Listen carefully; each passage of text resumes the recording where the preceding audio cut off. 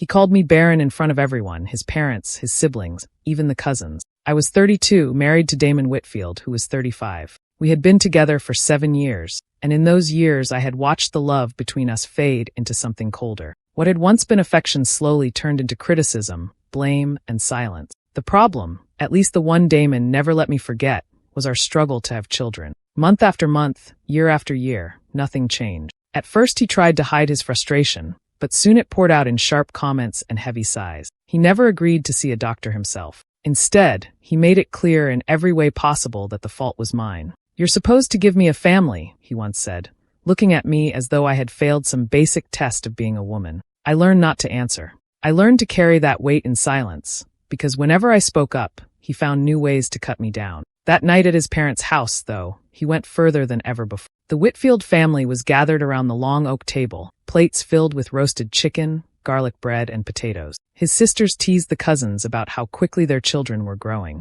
There was laughter and chatter, the kind that usually filled the room at these gatherings. For a moment, I thought maybe the evening would pass without incident. But Damon leaned back in his chair, smirk tugging at his lips, and said, "Well, don't look at us. Clara's barren." The word felt like a slap. The laughter stopped. Forks froze halfway to mouths. His mother shifted uncomfortably, his father cleared his throat, and the cousins stared at their plates. Not one person looked at me. Not one person spoke up. I felt the heat crawl up my face, my chest tight with shame. My hands gripped the edge of the table so hard my knuckles ached, but I didn't let my expression change. I wouldn't give him the satisfaction of seeing me break. Damon sipped his wine like he had told some harmless joke, and no one dared challenge him. In that silence, I realized something important. His family would always take his side, even when he was cruel. They would let him say anything, no matter how humiliating, as long as it kept the peace. But for me, that night was the breaking point. Damon thought he had destroyed me with that single word. What he didn't know was that he had only planted the seed of what was to come. I sat there quietly, swallowing the pain, but inside I made a promise. The next time he tried to shame me, I would be ready. When I first met Damon, he was the kind of man people noticed the moment he walked into a room. He was ambitious, full of charm, and made me feel like I was the only person in the world who mattered. In those early years, he spoke about dreams of a house filled with children, vacations by the sea, and growing old together. I believed every word because his eyes used to shine when he said them. But the Damon I live with now feels like a stranger. Somewhere along the way, the warmth drained out of him. The charm that once made me feel special turned into sharp words and dismissive looks. Instead of planning a future with me, he started blaming me for the one thing we didn't have: children. Every conversation about it circled back to me, never him. When I suggested we both get checked, he brushed it off with a laugh, insisting he was fine. "The problem isn't me," he said more than once. His certainty left no room for argument. The blame wore on me, but I wasn't alone. My best friend, Marissa Lane, noticed how I had started to shrink inside myself. She would take me out for coffee and gently remind me that Damon wasn't the man I thought I had married. "You can't let him take away your dignity," she told me one afternoon, her hand resting over mine. Her words gave me something to hold on to when I felt like I was disappearing. Even as I tried to hold my head up, the cracks in our marriage grew wider. Damon's habits changed. He started working late, or so he claimed. Nights stretched longer and longer, with no explanations that made sense. When he finally came home, he would head straight for the shower before even saying goodnight. He had never done that before. It was such a small detail, but it gnawed at me. His phone was always face down, and when I walked into a room, he would sometimes tuck it quickly into his pocket. I noticed everything, but I kept quiet. I watched him carefully, memorizing each lie in the way he said it too smoothly, each excuse that didn't quite add up. He thought I was too timid, too broken to question him, and maybe for a while he was right. But inside me, suspicion grew like a heavy stone I carried everywhere. At night, I would lie awake, staring at the ceiling, replaying every sign, every shift in his behavior. Something was happening, something he didn't want me to see. Part of me wanted to confront him, to demand the truth, but I wasn't ready yet. I chose silence, not out of weakness, but because I needed to be sure. So I waited, and I watched. And with each passing day, the feeling that Damon was hiding something only grew stronger. One evening while folding laundry, I noticed something on Damon's shirt. At first it looked like a smudge, but when I held it closer to the light, my stomach dropped. It was lipstick, a deep red shade I had never worn. I stared at it for a long time, my fingers frozen on the fabric. There was no explanation he could give that would make that mark innocent. I put the shirt back in the basket and felt a heaviness settle over me. For days, I carried that image in my head, the red stain that didn't belong to me. I wanted to confront him, but a voice inside me told me to wait. If he was careless enough to come home with proof on his clothes, he was careless enough to slip again. One night, Damon claimed he had to stay late at work. Something in the way he said it didn't sit right. He grabbed his keys quickly, avoided my eyes, and was out the door before I could answer. I waited a few minutes, then slipped on my coat and followed at a distance.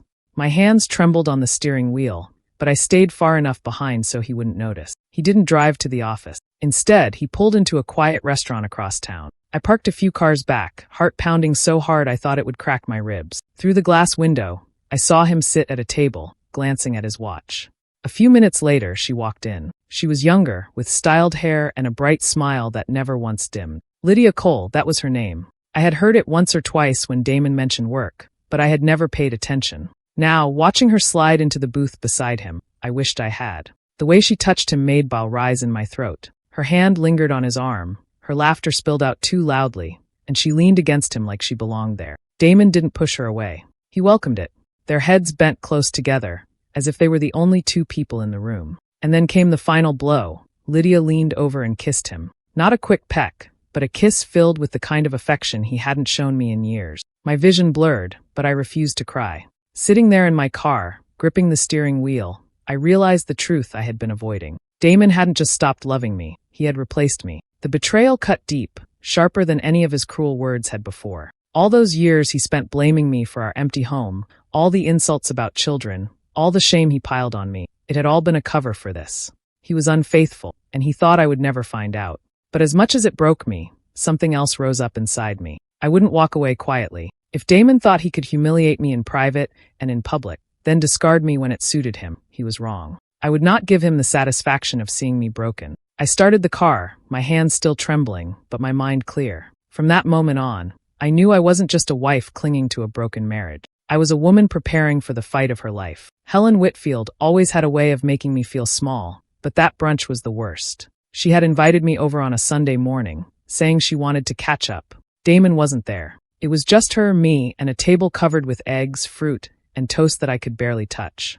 From the moment I sat down, I could feel her eyes on me, studying me like she was searching for weakness. She started with small talk, asking about work, about whether Damon and I had been keeping busy. I answered politely, even though I knew where this was headed. Helen never asked questions without a reason. She circled around the topic until she finally set her teacup down and said, "Clara, don't you think it's time you tried a little harder?"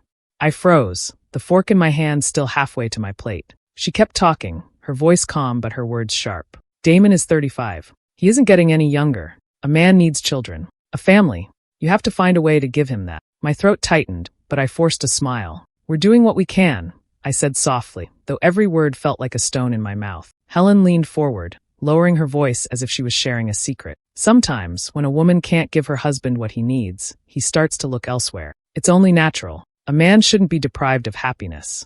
Her meaning was clear, sharper than any knife. She wasn't warning me, she was telling me. She wanted me to know Damon's patience was running out, that if I didn't succeed soon, he would find what he wanted in another woman. I looked at her across the table, and something in her expression told me she already knew he had. I didn't answer right away. My hands trembled in my lap, but I kept my face calm. Inside, though, my chest burned. Helen wasn't just guessing. She suspected, or maybe she had already heard whispers about Lydia. Maybe Damon hadn't even bothered to hide it from her. That realization made my stomach twist. His betrayal wasn't just private anymore. It was something his own mother might be excusing. I excused myself as politely as I could, saying I had errands to run, and left most of my food untouched. The moment I stepped out of her house, the air felt different. I stood on the sidewalk, my hands clenched into fists, and let the anger wash over me. Helen thought she could shame me into silence, just like Damon had. They both believed I would stay quiet, accept the blame, and keep pretending everything was fine. But they were wrong.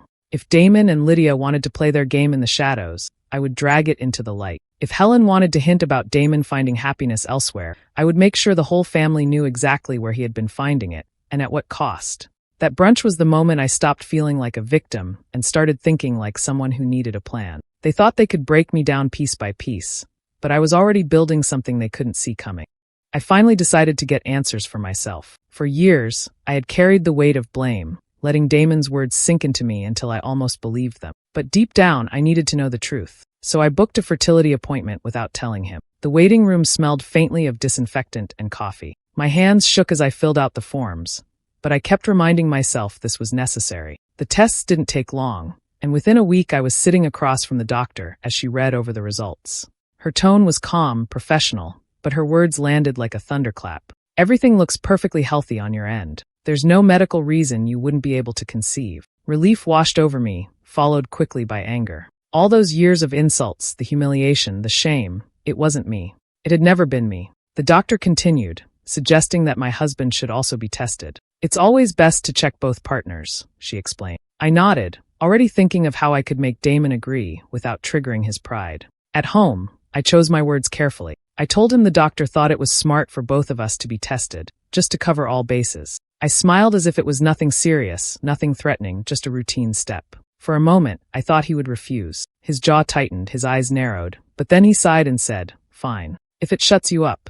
The day of his appointment, he treated it like a chore. He barely spoke to me on the way there, and when it was over, he acted as if it meant nothing. But when the results came back, the truth was undeniable. The doctor's report was clear. Damon had low sperm count and poor motility. The problem was his, not mine.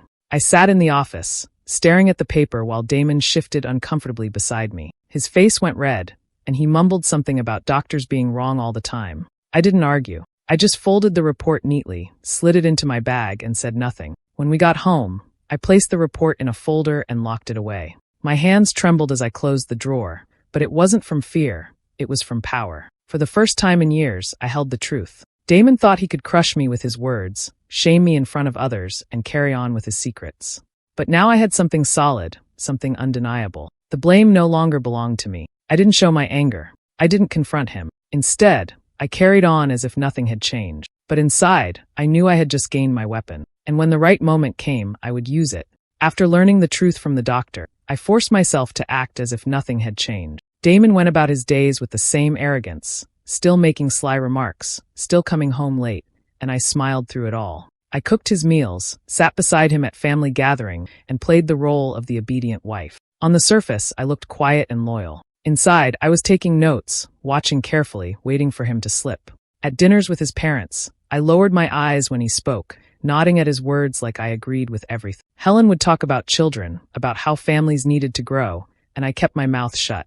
Damon thought my silence meant surrender, but it meant I was hiding what I knew. The report from the doctor sat locked away, burning like a secret I held close to my chest. Still, I knew that one piece of evidence would not be enough. If I wanted to expose him, I needed more. That was when Marissa stepped in. She had always been the one person I could trust, and when I told her what I had discovered, she didn't hesitate. "If he's lying to you, then he's lying in other ways too," she said firmly. Together, we started digging. Marissa worked in finance, so she knew how to look at numbers in ways I didn't. One afternoon, while Damon was at work, I handed her a stack of bank statements I had found tucked in his desk. She spent hours going through them, highlighting transactions, circling dates, and pointing out what didn't add up. Hidden in the mess of bills and expenses were regular transfers to another account. Smaller amounts, spaced just enough apart to seem normal at first glance, but the pattern was there. The money was going to Lydia. Rent payments, shopping sprees, even what looked like a down payment on a car. Damon wasn't just betraying me emotionally, he was funding his mistress's life. Every dollar he spent on her was a dollar stolen from the home he pretended to care about. I stared at the proof, my chest tight with anger. All the nights he came home complaining about money, all the times he scolded me for spending on groceries or clothes. He was lying. He had been living a double life and making me feel guilty while he poured our money into hers. Now I had two truths, one that showed his weakness as a man, and one that showed his betrayal as a husband. I tucked them away, keeping them safe, knowing I couldn't use them yet. Timing mattered. If I revealed them too soon, he would twist the story, make me look bitter, make me look like the problem. No, I needed the right moment, a stage big enough that he couldn't run from it. So I waited. I smiled at his mother's question. I pretended not to notice the smell of perfume on his clothes.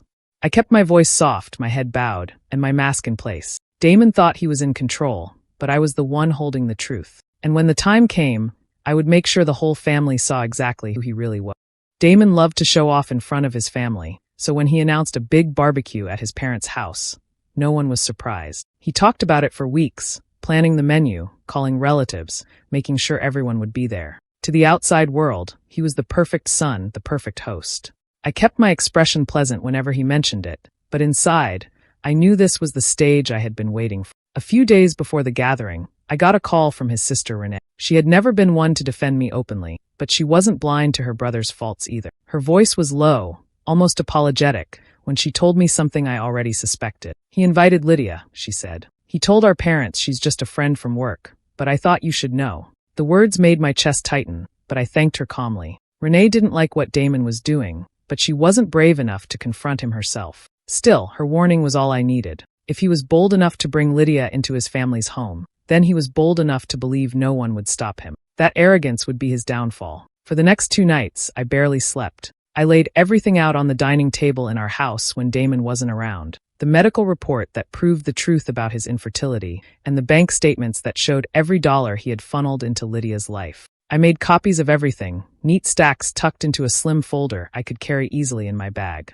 Just looking at them gave me a strange mix of pain and strength. The same papers that had once broken me now felt like armor. When the day of the barbecue came, I took extra time getting ready. I chose a simple but elegant dress, one that flattered me without being flashy. I brushed my hair until it shone and applied makeup with a steady hand. I wanted to look calm, unshaken, someone who could not be pitied. When I looked in the mirror, I barely recognized the woman staring back. She wasn't the one who had sat in silence while being called Barren. She was ready to speak. On the drive over, Damon chatted about the food and the guests, his voice cheerful. He had no idea what I carried in my bag. He didn't notice the quiet strength in me, because he had long since stopped looking closely. When we pulled into his parents' driveway, the backyard was already buzzing with voices and laughter. Tables were set up under the trees, the smell of grilled meat drifting through the air. I spotted Lydia immediately, standing too close to Damon's cousins, smiling like she belonged. My hands tightened around my bag, but my face stayed calm. This was the stage. Everyone was here. And I was ready. The barbecue started like every other Whitfield gathering. Music played from speakers in the yard, children ran across the grass, and adults clustered in groups with plates of food and glasses of lemonade. I moved quietly among them, smiling when I had to, speaking politely when spoken to, and never letting go of the folder tucked safely in my bag. I had promised myself I would stay calm, no matter what. Damon thrived in this environment. He was at the grill, laughing loudly, flipping burgers as if he were the perfect husband, the perfect host. He greeted each relative with hugs and jokes, while I lingered near the table of side dishes, watching. Every so often, my eyes drifted toward Lydia. She stood near the edge of the patio, her dress too bright, her smile too wide, like she was daring someone to question her place there. She met my eyes once, and the curve of her lips told me she thought she had already won. The afternoon stretched on until most people were full and relaxed, gathered in chairs with drinks in hand. That was when Damon struck. His sister Renee had made another comment about how quickly the cousins' families were growing, and without missing a beat, Damon smirked and said, "Well, Clara isn't exactly giving me any airs, so don't hold your breath." A few cousins laughed uncomfortably, trying to brush it off as a joke. Others stared down at their plates, unwilling to meet my eyes. And in the corner, Lydia smirked, her head tilted as though she were enjoying a private performance just for her. For a moment, I stayed still, letting the silence sink in. My heart pounded so loudly I could hear it in my ears, but my voice, when it came, was steady. I set my glass down, rose from my chair, and said, "I'd like everyone's attention for a moment." Conversations died away. Heads turned. Even Damon's laughter faltered as he looked at me, irritation flickering across his face. I reached into my bag and pulled out the folder. My hands did not shake. "For years," I began, my tone calm, "I have carried the blame for something that was never mine to carry. Damon has told all of you, in one way or another, that I am the reason we don't have children. Tonight, I'm setting the record straight." I opened the folder and held up the papers. "These are medical reports from a fertility specialist. I was tested, and I am perfectly healthy. Damon was tested too, and the truth is clear. He is the one who cannot father children." Gasps filled the yard. Some people covered their mouths. Others whispered to each other in shock. All eyes swung toward Damon. His face went pale, the smugness draining away as the weight of the truth settled over him. He opened his mouth to speak, but no words came out. The silence was no longer mine to bear. It was his. The whispers after the medical report hadn't even died down before I reached back into my folder. Damon still sat there, pale and stiff, but I wasn't finished. My voice stayed steady as I said, "And that's not the only truth you all deserve to hear." I pulled out a second stack of papers, this one thicker. Copies of bank statements, receipts, and photographs I had gathered over the past week. I handed them one by one to the relatives closest to me, and they began passing them around. Conversations stopped again as people leaned in to read. "These," I said clearly, "show exactly where Damon has been spending his time and money. Not on me, not on our home, but on Lydia Cole. The moment her name left my lips, every head turned toward the woman standing near the patio. Lydia, who had been smirking all afternoon, froze. Her painted smile slipped away as if someone had yanked it off her face. Eyes widened, voices rose in shock, and the air seemed to tighten around her. Helen was the first to react. She shot to her feet, her voice sharp enough to cut the air. "Shameless!" she shouted, pointing straight at Lydia. "You come into my home, smiling at my family, while sneaking around with my son like some thief. Disgraceful." Her anger didn't stop there. She swung her glare to Damon. "And you, bringing this woman here, humiliating your wife, humiliating all of us.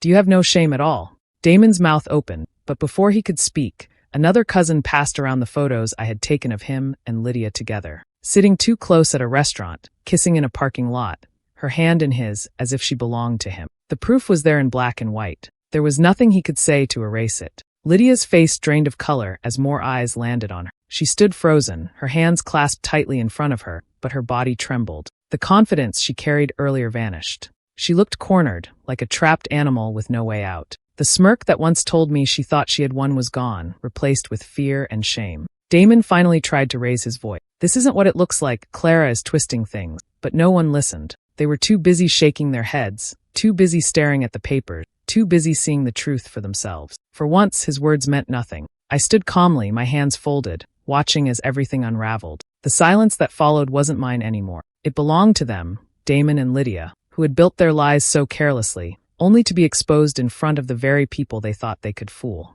And as Lydia stood frozen, unable to defend herself, I knew she finally understood. She was never untouchable. I calmly announced that I was filing for divorce and would no longer be part of Damon's lies. My voice didn't shake, and I didn't need to raise it. "I won't carry this weight anymore," I said, looking straight at him. "I'm done covering for you. I'm done living inside your lies. From today forward, I'm choosing myself." The words came out steady, and the silence that followed was heavier than any argument we'd ever had. Damon just stared at me, his mouth opening like he wanted to fight back, but nothing came. For once, he had no words. I stood a little taller, lifting my chin and turning to face the family that had just watched everything unfold. "Thank you for your kindness over the years," I told them. "I know this isn't easy to hear, but I couldn't keep living inside the lies. I needed to tell the truth. I hope you understand." There was no anger in me anymore, no bitterness. Just a calm certainty. I picked up my bag and turned toward the front of the house, leaving the weight of the past behind. As I walked away, voices rose behind me. I heard Helen's voice sharp and furious, scolding Damon so loudly that even from the driveway, her words carried. "You've disgraced this family, Damon. You humiliated your wife and brought that woman here. Have you no shame?" Lydia stood frozen near the patio, her face burning red, her hands clutched together like she wanted to disappear. Cousins whispered to each other, but not one person tried to defend him. I didn't stop. My steps grew lighter with every stride down the driveway, like I was finally peeling off chains I'd worn for years. For the first time, I didn't feel small. I didn't feel broken. At the curb, Marissa's car was waiting, just like we planned. She rolled down the window and gave me a proud smile the moment she saw me. "You did it," she said softly as I opened the door and slid into the passenger seat. "You finally took your power back." I let out a long breath I didn't realize I'd been holding. The house, the noise, the years of blame, they all started to fade behind me as we drove away. The folder with the papers sat in my bag, but it no longer felt like a burden. It was proof that I had faced the truth, proof that I had taken control. I didn't feel sadness, not anymore. I didn't feel regret either. All I felt was calm, peace. I wasn't leaving as the barren wife Damon tried to make me out to be. I was leaving as the woman who had finally chosen herself. As the house disappeared in the rearview mirror, a small smile found its way onto my face. The chapter was closed, and for the first time in years, I was free. Do you think I made the right choice by leaving Damon and walking away from his lies, or should I have given him another chance? I'd love to hear your thoughts in the comments. And if you enjoy stories like this, don't forget to subscribe and stay tuned for more.